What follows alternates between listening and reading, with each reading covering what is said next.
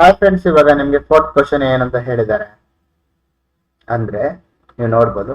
Given that S C F ನಿಮ್ಗೆ ಏನಂತ ಹೇಳಿದ್ರೆ 306 ಮತ್ತೆ 657 ಇದೆ ಈಕ್ವಲ್ಸ್ 9. ಫೈನ್ ಎಲ್.ಸಿ.ಎಂ 306 ಮತ್ತೆ 657 ಅಂತ ಹೇಳಿದ್ದಾರೆ. ಈ ಮುಂಚೆ ನಮ್ಗೆ ಏನು ಇದನ್ನು ಮಾಡಿ ಅಂತ ಹೇಳ್ತಿದ್ರು, ಬಟ್ ಇಲ್ಲಿ ಎಸ್.ಸಿ.ಎಫ್ ಮಾತ್ರ ಕೊಟ್ಟಿದ್ದಾರೆ. ಎಸ್.ಸಿ.ಎಫ್ ಮತ್ತೆ ಎಲ್.ಸಿ.ಎಂ ಕೊಟ್ಟಿದ್ದಾರೆ. ಸೊ ಇಲ್ಲಿ 9 ಅನ್ನೋದು ನಂಬರ್ ಕೊಟ್ಟಿದ್ದಾರೆ, ಬಟ್ ಎಲ್.ಸಿ.ಎಂ ಗೆ ಇಲ್ಲಿ ನಂಬರ್ ಕೊಟ್ಟಿಲ್ಲ. ಗೊತ್ತಾಗ್ತದೆ ಅಲ್ವಾ? ಸೊ ಇಲ್ಲಿ ನಾವು ಈಗ ಎಕ್ಸ್ ಅನ್ನೋದು ಕಂಡುಹಿಡಬೇಕಾಗತ್ತೆ. ಅಂದ್ರೆ ನಾವು ಎಲ್.ಸಿ.ಎಂ ನ ಕಂಡುಹಿಡಬೇಕಾಗತ್ತೆ ಇಲ್ಲಿ.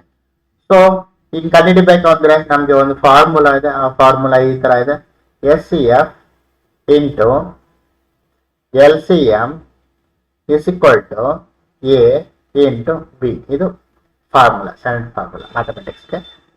ಸೊ ನಾವು ಈ ಮುಂಚೆ ಹೀಗೆ ಮಾಡಿದ್ವಿ, ಎಸ್.ಸಿ.ಎಫ್ ಇಂಟು ಎಲ್.ಸಿ.ಎಂ. ನಿಮ್ಗೆ ಗೊತ್ತಲ್ವಾ? ಈ ಮುಂಚೆ ನಾವು ಏನು ಸೊಲ್ಯೂಷನ್ ನ ಆನ್ಸರ್ ನ ಫೈಂಡ್ ಮಾಡಿದ್ವಿ, ಅವಾಗ ಎಸ್.ಸಿ.ಎಫ್ ಮತ್ತೆ ಎಲ್.ಸಿ.ಎಂ ಮಾಡಿ ಎ ಇಂಟು ಬಿ ನ ಮಾಡ್ತಾ ಇದ್ವಿ. ಎ ಬಿ ಅಂದ್ರೆ ನಮ್ ಕ್ವಶನ್ ಈಗ ಫಾರ್ ಎಕ್ಸಾಂಪಲ್ ಇದು ಕ್ವಶನ್ ಅನ್ಕೊಳ್ಳಿ. ಕ್ವಶನ್ ಅಲ್ಲಿ 306 ಮತ್ತೆ 657 ಇದೆ ಅನ್ಕೊಳ್ಳಿ. ಸೊ 306 ಮತ್ತೆ 657 ನೋಡಿ, ಇಲ್ಲಿ ನೋಡಿ 306 ಮತ್ತೆ 657 ಇದೆ ಅನ್ಕೊಳ್ಳಿ. ಸೊ ಅದಕ್ಕೆ ಕ್ವಶನ್ ಆಗುತ್ತಲ್ಲ. ಸೊ ಅದಕ್ಕೋಸ್ಕರ ನಾವು ಈ ತರ ನೋಡ್ಬೇಕು. ಸೊ ಇವಾಗ ಇದನ್ನ ಎ ಅಂತ ತಿಳ್ಕೊಂತೀನಿ, 306 ಇದನ್ನ ಬಿ ಅಂತ ತಿಳ್ಕೊಂತೀನಿ, 657 ನ. ಸೊ ಇಲ್ಲಿ ನಾನು ಫಾರ್ಮುಲಾ ಹಾಕಿದ್ದೀನಿ, ಎಸ್.ಸಿ.ಎಫ್ ಇಂಟು ಎಲ್.ಸಿ.ಎಂ ಅಂತ ಇದೆ. ಸೊ ಎಸ್.ಸಿ.ಎಫ್ ಇಂಟು ಎಲ್.ಸಿ.ಎಂ ಏನಿದೆ, ಇಲ್ಲಿ ನಮಗೆ ಎಸ್.ಸಿ.ಎಫ್ ಆಲ್ರೆಡಿ ಕೊಟ್ಟಿದ್ದಾರೆ. ಎಸ್.ಸಿ.ಎಫ್ ಅನ್ನೋದು ಏನ್ ಕೊಟ್ಟಿದ್ದಾರೆ ನಿಮ್ಗೆ? 9 ಅಂತ ಆಲ್ರೆಡಿ ಕೊಟ್ಟಿದ್ದಾರೆ, 9. ಸೊ ಎಸ್.ಸಿ.ಎಫ್ ಬಂದು 9 ಇದೆ ಅಂದ್ಬಿಟ್ಟು 9 ಹಾಕೊಂತೀನಿ. ಸೊ ಅದಾದ್ಮೇಲೆ ಎಸ್.ಸಿ.ಎಫ್ ಇಂಟು ಎಲ್.ಸಿ.ಎಂ. ಇವಾಗ ಎಲ್.ಸಿ.ಎಂ ಅಂದ್ರೆ ಏನು? ನಮ್ಗೆ ಎಲ್.ಸಿ.ಎಂ ನಂಬರ್ ಕೊಟ್ಟಿದ್ದಾರೆ, ಆದ್ರೆ ಇದು ಕೊಟ್ಟಿಲ್ಲ, ಏನಂತ ಕೊಟ್ಟಿಲ್ಲ. ಅದನ್ನೇ ನಾವು ಕಂಡುಹಿಡಬೇಕಾಗಿದ್ದು. ಸೊ ನಾನು ಏನಂತ ಕೊಟ್ಟಿಲ್ಲ, ಅದಕ್ಕೋಸ್ಕರ ನಾನು ಏನಂತ ಹಾಕೊಂತೀನಿ, ಎಕ್ಸ್ ಅಂತ ಹಾಕೊಬೋದಲ್ವಾ? ಎಕ್ಸ್ ಅಂತ ಹಾಕೊಂತೀನಿ, ಎಕ್ಸ್. ಸೊ ಕೊಟ್ಟಿಲ್ಲ ಎಲ್.ಸಿ.ಎಂ ಅನ್ನೋದು. ನೋಡಿ ಇದ್ರಲ್ಲಿ 9 ಕೊಟ್ಟಿದ್ದಾರೆ, ಇಲ್ಲಿ ಏನು ಕೊಟ್ಟಿಲ್ಲ. ಸೊ 9 ಅಂತ ಹಾಕೊಂತೀನಿ. ಆಮೇಲೆ equals A into B. A ಅನ್ನೋದು ಏನು? 306 ಅನ್ನೋದು ಎ. ನಾ ಆಲ್ರೆಡಿ ಇದು ಹೇಳ್ದೆ, ಇದು ಎ ಇದು ಬಿ ಅಂತ.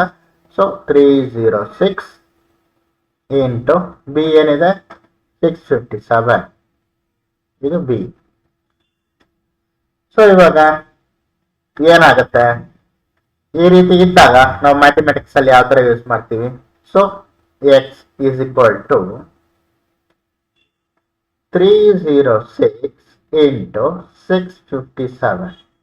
ಈ 9 ಅನ್ನೋದು ಈ ಕೆಳಗಡೆ ಬರುತ್ತೆ, ಸರಿನಾ?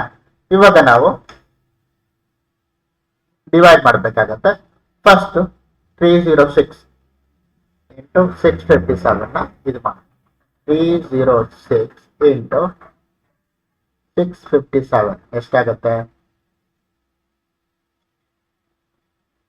ಸಮಥಿಂಗ್ ಬಟ್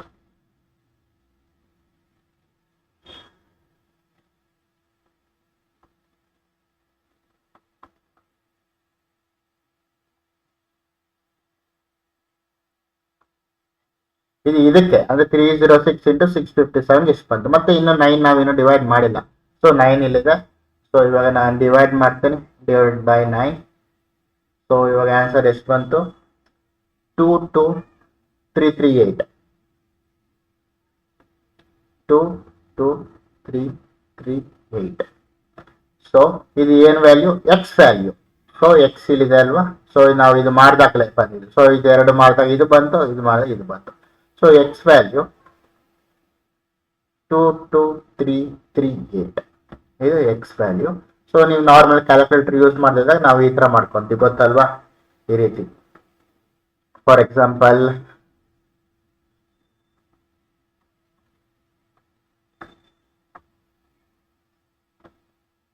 9 34 306 ಈ ರೀತಿ ಮಾಡ್ಕೊಂಡು ಹೋಗ್ತೀವಿ. ಜ್ಞಾಪನ ಇದೆಯಲ್ಲ? ಸೊ ಈ ರೀತಿ ಮಾಡ್ಕೊಂಡು ಹೋಗ್ತೀವಿ. ಬಟ್ ನಾನು ಇಲ್ಲಿ ಬೇಗ ಆಗಲಿ ಅಂತ ಕ್ಯಾಲ್ಕುಲೇಟರ್ ಯೂಸ್ ಮಾಡಿದ್ವಿ. ನಿಮ್ಗೆ ಕ್ಯಾಲ್ಕುಲೇಟರ್ ಯೂಸ್ ಮಾಡಕ್ ಬಿಡ್ತಾರೋ ಇರೋ ಗೊತ್ತಿಲ್ಲ. ಬಟ್ ಈ ರೀತಿ ಈಗೂನು ಮಾಡ್ಬೋದು, ಈಗೂನು ಮಾಡ್ಬೋದು. ಯಾವ್ದಾದ್ರೂ ಮೆಥಡ್ ಮಾಡಿ, ನಮ್ಗೆ ಆನ್ಸರ್ ಬರೋದು ಇದೆ ಅಲ್ವಾ? ಸೊ ಅದಕ್ಕೋಸ್ಕರ ಇದೆ ಫೈನಲ್ ಆನ್ಸರ್.